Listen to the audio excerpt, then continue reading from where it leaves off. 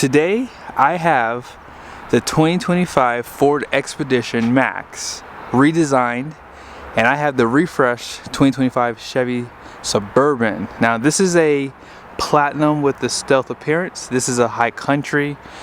This has a 6.2 liter. This has that twin turbo V6. Which one is going to get the best fuel economy and the best acceleration? Let's find out by driving the Ford first. Let's go ahead and start it up.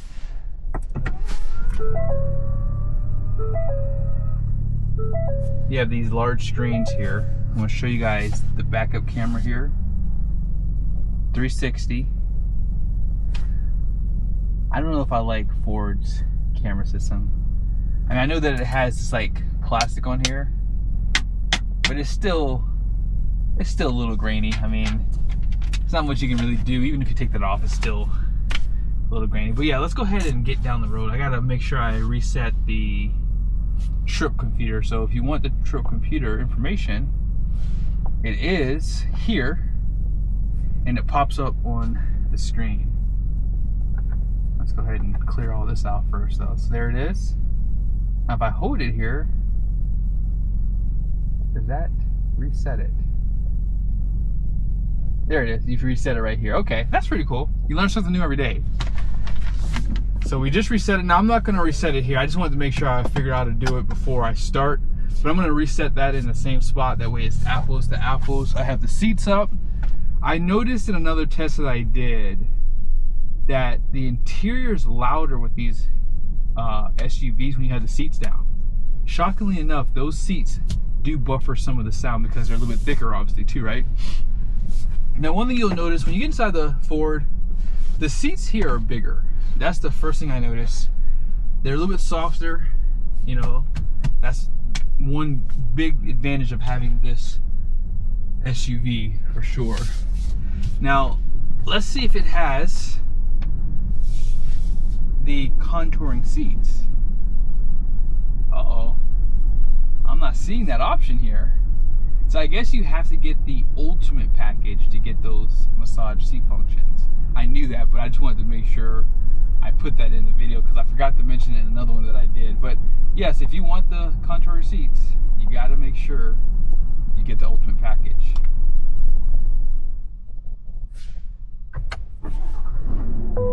This feels smaller up here, and I think it has a lot to do with the dash in that Ford. This just feels a little bit more compacted, not in a bad way, but like it feels more sportier, like more driver oriented versus the Ford. The Ford just feels like everything's just kind of like spread out. That's the first thing I noticed jumping in here. I actually jumped back in there, jumped back in here just to see. And yes, this feels a little bit more compacted, but that's okay. These seats are smaller. I do like the shifter better for the Chevy. This is so much nicer. And let's go ahead and see the cameras really quickly before we take off. This is better than the Ford, 100%. Way better. Way better than the Ford. But the seats are gonna definitely win in the Ford for sure. You know, I just noticed they don't have to do heads-up display in the Expedition because of where that screen is. But this does have the heads-up display. 24-inch screen, 13.2 in the Ford. This has, I believe, an 11-inch and a 17.7-inch. So everyone wants the big screens, dual screens. It's insanity, right? But yeah, let's go ahead and hop back over to that Ford. We're getting on the highway right now. This thing has so much power. You don't have to give it much. And let me just move my camera. I don't want that to shake around. I know some people are probably not going to like this new steering wheel, but I think that I like this better. I like the two-spoke design for sure. Yeah, this thing has a lot of power. That's the one nice thing about the twin turbo V6. I can't wait to do the 0-60. I can't wait to see the difference. I haven't done one yet with the 6.2 liter, and putting it up against the high output 3.5 liter EcoBoost, this might be that question: does GM need to open the door again to a twin turbo V6. Some people like these engines better because you get so much power. Now this thing does handle really good. It has that independent front suspension, double wishbone. I mean, there's a little bit of body roll, but you can expect that for this longer wheelbase SUV. Now, why would you get the Max over the regular if you don't need the extra space behind the third row? Well, if you don't know, the longer the wheelbase, the better the ride, 100%. So if I were to go back and get a regular Expedition, you would probably notice it'd be a little bit more bumpier compared to this.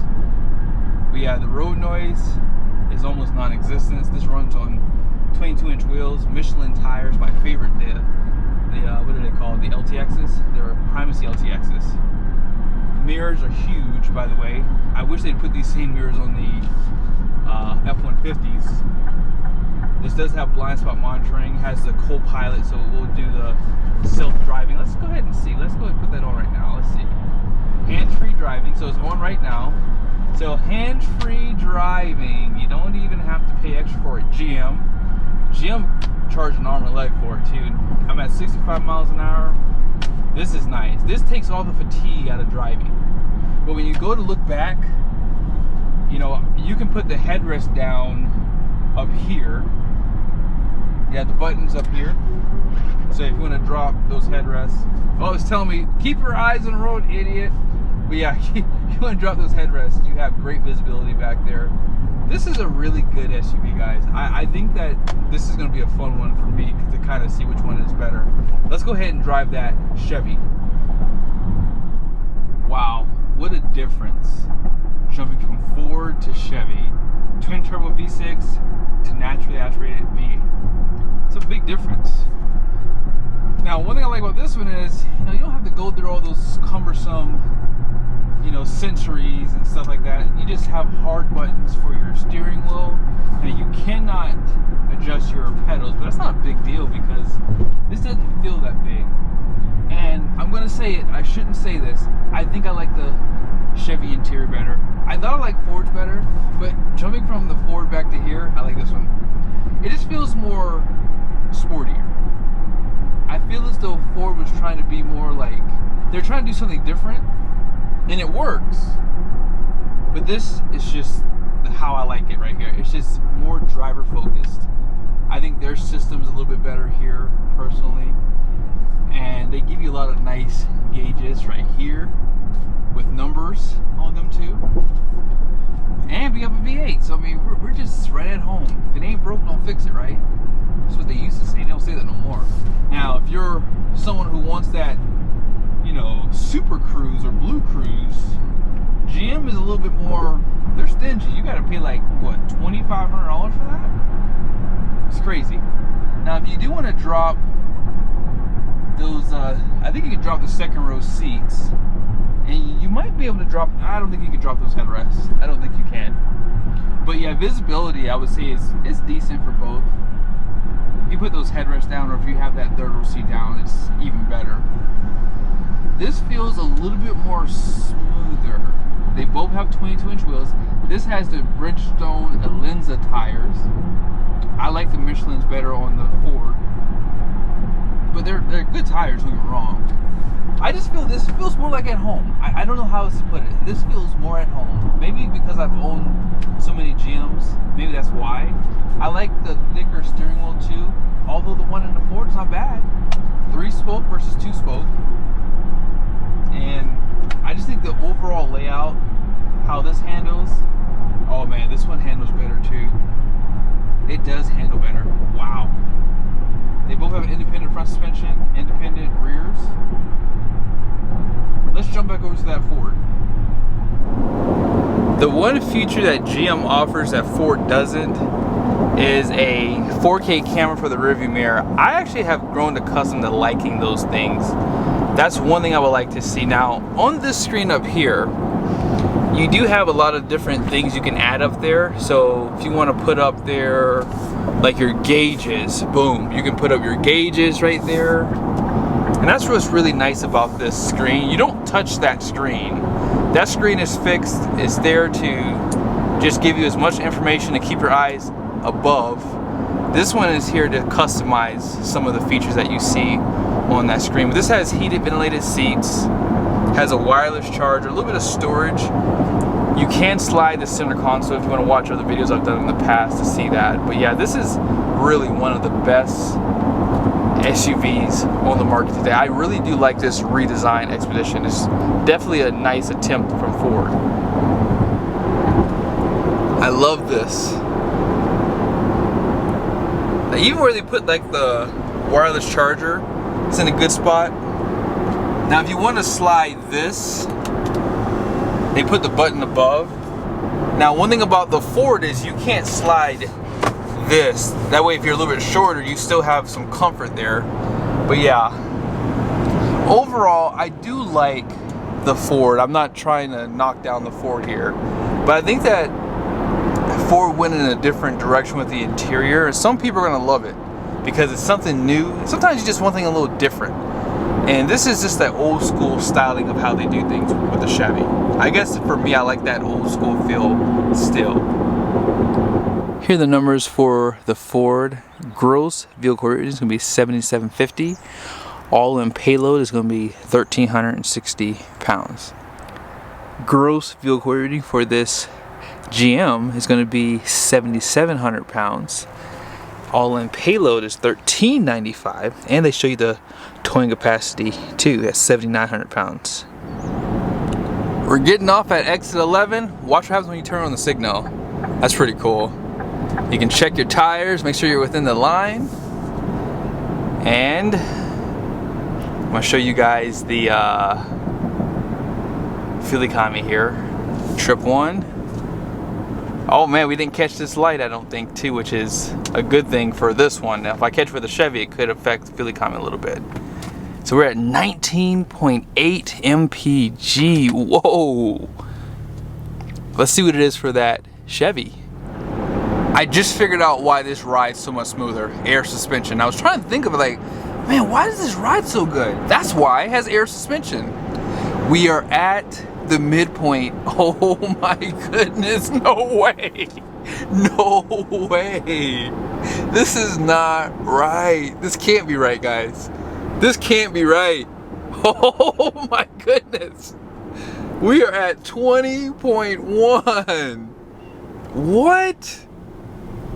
Okay, are we gonna go through the light? If we go through the light, it's apples to apples. Yes, we went through the light. Sheesh. Now I did get caught at the last one here with the Ford, and I didn't show it to you, I don't think, but yeah, if we go through this one, then it's really apples to apples with the drive. But yeah, we're at 20, we're a little bit ahead of the Ford. What? I guess those V6s aren't as good as they say they are. It's a little windy today, but you guys, hopefully you can see that. About 63 to 65 for the sound inside the interior. I'm actually creeping up on a truck right here. It's at 73 with this truck here. But yeah, I love this. So check this out. When I get over, boom, shows you the camera view. Love that.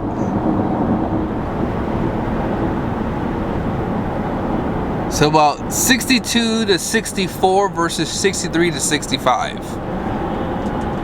So this is a little bit more quieter. There's a truck ahead of me. I don't think it's picking up on that though.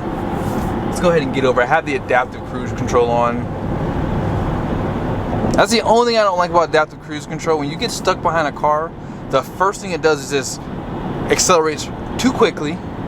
So I always turn it off and then I just do my slight acceleration to get around. That's if you want to get better fuel economy. If you don't care, then let it do its thing, I guess. But yeah, overall, I'm actually shocked at how close this is.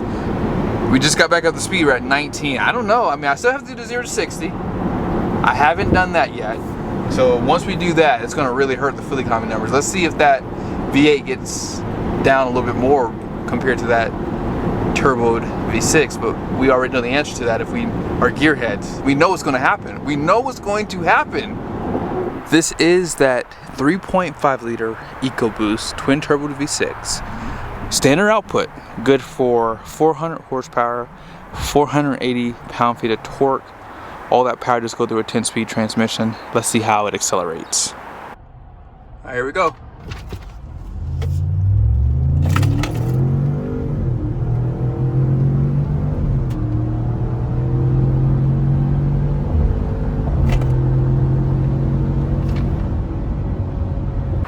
This is the tried and true naturally aspirated V8. 6.2 liter displacement. It's going to have 420 horsepower, 460 pound-feet of torque. All that power goes to a 10-speed, pretty much developed with that Ford over there.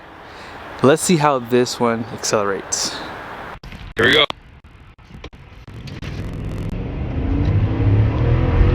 30. 60.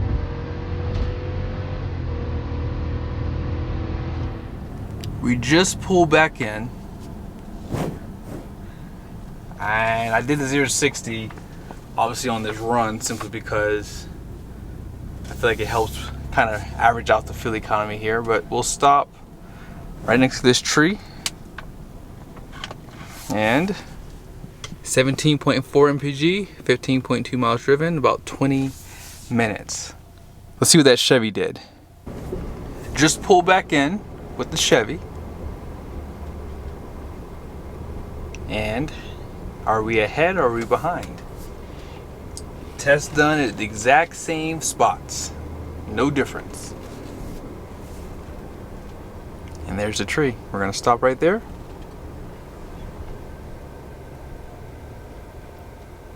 (18.7 MPG, 15.6 miles driven. They don't show the time, unfortunately. Ford definitely won for the performance, no question.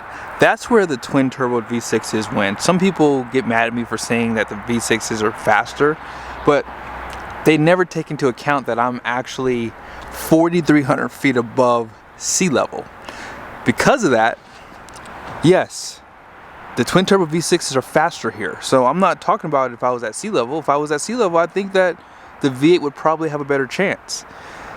But here's what you have to understand. When you have air suspension and an SUV that's been doing this for a lot longer, they have to bring their A game on the GM side because they're the most important full-size SUV in the segment. But Ford is that underdog, right? They're the ones who are trying to come in and really make a splash in this full-size SUV segment, and they did it. This new Expedition is better than good. It really is. Obviously the new interior, some people are gonna love it.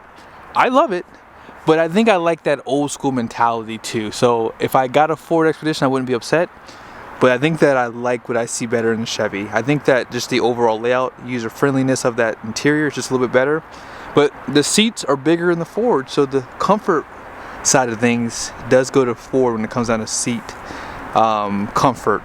Air suspension does win the battle though for overall ride quality. It just does. I was trying to figure out why is this ride so much better? I could clearly tell a difference in how it rode. But I hope this video was helpful. Hey, if you're in the market for one of these, I think that you can't go wrong with either. Let me know your guys' thoughts down below. See you guys soon.